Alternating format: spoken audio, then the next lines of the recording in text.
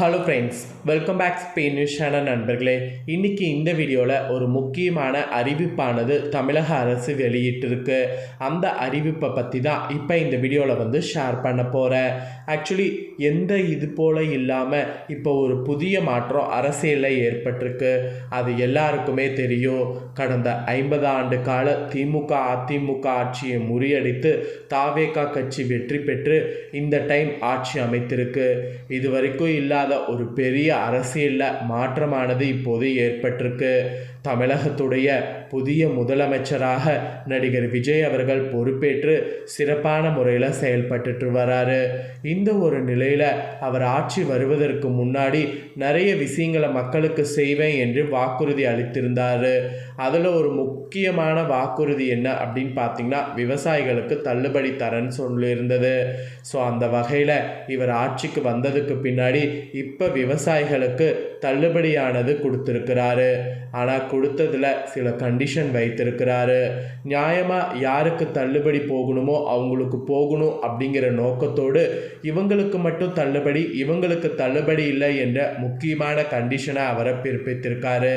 So அவர் பிறப்பித்த அந்த கண்டிஷனை தான் இப்போ நான் இந்த வீடியோவில் சொல்ல போகிறேன். விவசாயிகள் இந்த வீடியோ பார்த்துட்டு இருந்தீங்கன்னா வீடியோவை ஃபுல்லாக பாருங்கள். உங்களுடைய விவசாய கடன் தள்ளுபடி ஆகுமா ஆகாதாங்கிறத இந்த வீடியோவில் தெரிஞ்சுக்குங்க. ஸோ உங்களுக்கு எந்த அளவுக்கு கடன் வாங்கியிருக்கிறீங்க என்பதை நீங்கள் ஞாபகம் வச்சு இந்த வீடியோவை பார்த்தீங்கன்னா உங்களுக்கு இந்த அளவுக்கு கடன் வாங்கியிருந்தால் தள்ளுபடி இருக்குது அப்படிங்கிறத நீங்கள் தெரிந்து கொள்ளலாம். ஸோ தள்ளுபடி பார்த்தீங்கன்னு வச்சுக்கோங்களேன், எந்த அளவுக்கு சாத்தியம், யார் யாருக்கு சாத்தியம் அப்படிங்கிறத எல்லாமே இப்போ இந்த வீடியோவில் விவசாயிகளுக்கு ஷேர் பண்ணுறேன். ஸோ விவசாயிகள் கண்டிப்பாக பார்த்தீங்கன்னு வச்சுக்கோங்களேன், இந்த வீடியோவை ஃபுல்லாக பாருங்கள். அப்போ தான் நான் சொல்லக்கூடிய இந்த தாள்களை முழுமையாக நீங்கள் தெரிஞ்சுக்கவும் முடியும். கண்டிப்பாக இந்த தாள்கள் உங்களுக்கு ரொம்ப யூஸ்ஃபுல்லாகவும் இருக்கும். ஸோ தமிழகத்திலேயே இப்போ இந்த ஒரு தாள்கள் தான் செமையாக பார்த்தீங்கன்னு வச்சுக்கோங்களேன் பரவிட்டுருக்கு. ஸோ தமிழகத்தில் பார்த்தீங்கன்னு வச்சுக்கோங்களேன், பயிர்க்கடன் தள்ளுபடி இப்போ அறிவித்ததுலேருந்தே எல்லாருக்குமே பயங்கர ஒரு ஹாப்பியாகவும் போயிட்டுருக்கு. இது யாருக்கெல்லாம் கிடைக்கும், யாருக்கெல்லாம் கிடைக்காது அப்படிங்கிற ஒரு வரமுறை இருக்குது. அந்த வரமுறையை தான் இப்போ நான் உங்களுக்கு சொல்ல போகிறேன். ஸோ வரமுறையை இந்த வீடியோவில் தெளிவாக தெரிஞ்சுக்குங்க. தமிழக அரசில் பயிர்க்கடன் தள்ளுபடி திட்டத்தில் குறு விவசாயிகள் மட்டுமே 100% முழு கடன் தள்ளுபடி பெற தகுதியானவர்கள் என்று தற்போது முக்கியமான நியூஸானது வெளியாகிருக்கு. அதாவது கூட்டுறவு வங்கிகளில் இருந்து 50,000 வரை பயிர்க்கடன் பெற்று குறு விவசாயிகளாக இருப்பாங்கள்ல, அவங்களுக்கு முழுமையாக பயிர்க்கடன் தள்ளுபடி செய்யப்படும் என்று முதலமைச்சர் விஜய் அவர்கள் அதிரடியாக அறிவித்துள்ளார். இந்த பயிர்க்கடன் தள்ளுபடி எதிர்வரக்கூடிய சாகுபடி பருவத்திற்கு கடன் பெற விரும்பக்கூடிய விவசாயிகளுக்கு பெருமளவில் பயன் தரக்கூடிய வகையில் தள்ளுபடி அளிக்கப்படும் என்பது உறுதியாக கூறப்பட்டிருக்கு. ஸோ அதை தான் நான் இப்போ உங்களுக்கு இந்த இதில் சொல்லிகிட்டு இருக்கேன். கடன் தொகை ரூ. 50,000 வரை இருந்தால் குறு விவசாயிகளுக்கு முழு 100% தள்ளுபடி செய்யப்படும். அதே ரூ. 50,001 முதல் 60,000 வரை கடன் இருந்தால் அவர்களுக்கு 40,000 வரை தள்ளுபடி செய்யப்படும். அதே ரூ.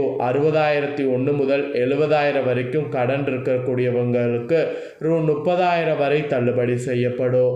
அதே 71,000 முதல் 80,000 வரை கடன் பெற்றவர்களுக்கு 20,000 வரை தள்ளுபடி செய்யப்படும். அதே போல் 80,001 முதல் 90,000 வரை கடன் பெற்று இருந்தால் அவர்களுக்கு 10,000 வரை தள்ளுபடி செய்யப்படும். அதிகபட்சமாக 90,001 முதல் ரூ. 1,00,000 வரை கடன் பெற்றிருந்தால் அவர்களுக்கு ரூ. 5,000 தள்ளுபடி செய்யப்படும். இந்த மாதிரி காசு எந்த அளவுக்கு வாங்கியிருக்கிறாங்களோ அதற்கேற்ப விவசாயிகளுக்கு தள்ளுபடி செய்யப்படும் என்பது தற்போது தமிழக அரசு அறிவித்திருக்கு. இதில் பெருமளவு பார்த்தீங்கன்னு வச்சுக்கோங்களேன், 50,000 வரை கரெக்டாக கடன் இருக்கக்கூடிய அத்தனை குறு விவசாயிகளுக்கும் முழுசாக 100% ஒரு ரூபா கட்ட வேண்டியதில்லை, முழுசாக 100% தள்ளுபடி செய்யப்படும்.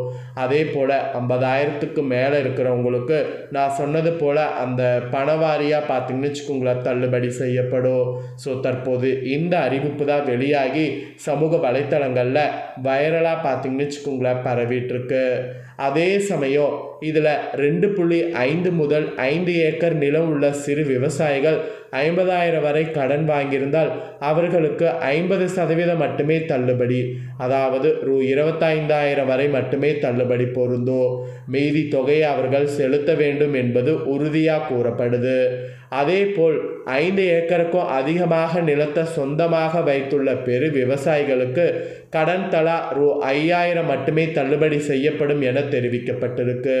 அதாவது இந்த 50,000மே பார்த்தீங்கன்னு வச்சுக்கோங்களேன், முழுசாக தள்ளுபடி கிடையாதா? இந்த 50,000த்துக்கே சில ரூல்ஸ் இருக்குது.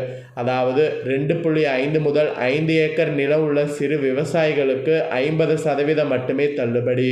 அதே போல் 5 ஏக்கருக்கும் அதிகமாக நிலத்தை சொந்தமாக வைத்திருக்கிறவங்க நீங்கள் 50,000 கடன் வாங்கினீங்கன்னா உங்களுக்கு முழுசாக தள்ளுபடி கிடையாது.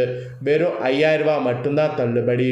இதுவும் பார்த்தீங்கன்னு வச்சுக்கோங்களேன், 50,000 தள்ளுபடிக்கு விதிக்கப்பட்ட ஒரு விதியாக இருக்குது என்பது குறிப்பிடப்படுது. அதே போல் ஹெக்டருக்கு குறைவான நிலத்தில் விவசாயம் செய்வோர் இருக்காங்கல்ல, அதாவது 1-2 ஹெக்டருக்கு குறைவான நிலத்தில் விவசாயம் செய்யக்கூடிய சிறு விவசாயிகளுக்கு தான் இந்த தள்ளுபடி பார்த்தீங்கன்னு வச்சுக்கோங்களேன் முழுசாக. எதிர்வரக்கூடிய சாகுபடி பருவத்தில் மீண்டும் கடன் பெற உதவியாக இருக்குங்கிறதுனால இவங்களுக்கு முழு தள்ளுபடி என்பது குறிப்பிடப்படுது. அதோடு இந்த பயிர்க்கடன் தள்ளுபடி திட்டத்தின் கீழே 1/5/2025 முதல் 28/2/2020 வரை கூட்டுறவு வங்கிகளில் பயிர்க்கடன் பெற்றுள்ள 14,22,555 விவசாயிகள் பயனடைவார்கள். இதனால் தமிழக அரசுக்கு ரூ. 2,044 கோடி கூடுதல் செலவினம் ஏற்படும் எனவும் முதலமைச்சர் அவருடைய அறிவிப்பில் தெரிவித்துள்ளார்.